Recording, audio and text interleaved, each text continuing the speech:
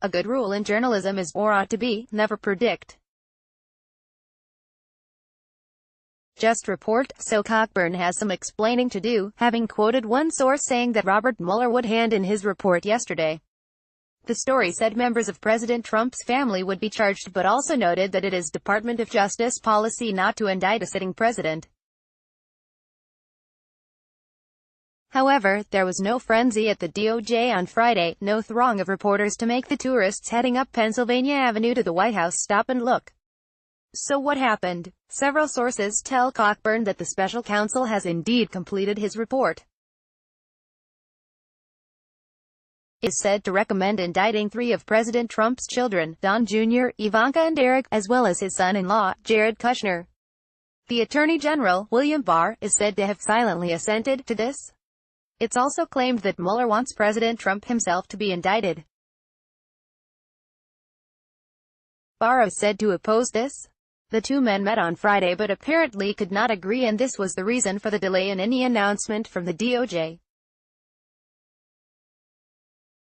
At least this is what the sources say. So who are these sources? Joseph Heller mocked Washington's, and journalism's, culture of sources, in his novel Good as Gold. I believe I got that information about you from a reliable unnamed source, but been doing a lot of work here as an unnamed source, Gold answered with nervousness and haste, so it may have come from me. No truth to it at all. None of Cockburn's sources was in the room, as they say in Washington, for the alleged discussions between Mueller and Barr and their two staffs. And none of the sources was briefed by the people in the room. But they did talk to the people briefed by the people in the room, and, twice removed from the original conversations, they all give the same account. It is that the older Trump children and Jared will be indicted for financial crimes, while Mueller wants to charge Trump with obstruction of justice. The charges, Cockburn is told now, will not be about Russia collusion. This is different from the story yesterday, which was that Mueller would make the case for collusion.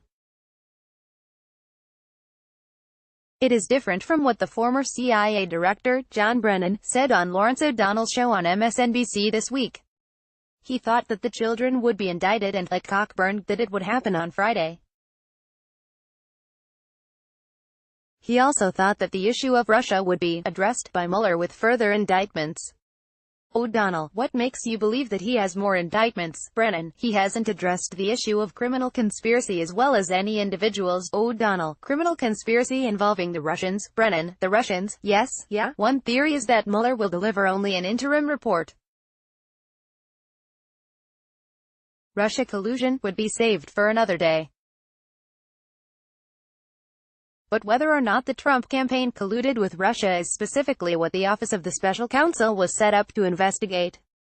And as Brennan said on MSNBC, if Mueller were to ask for indictments of Trump's family, he would know this would have to be his final act.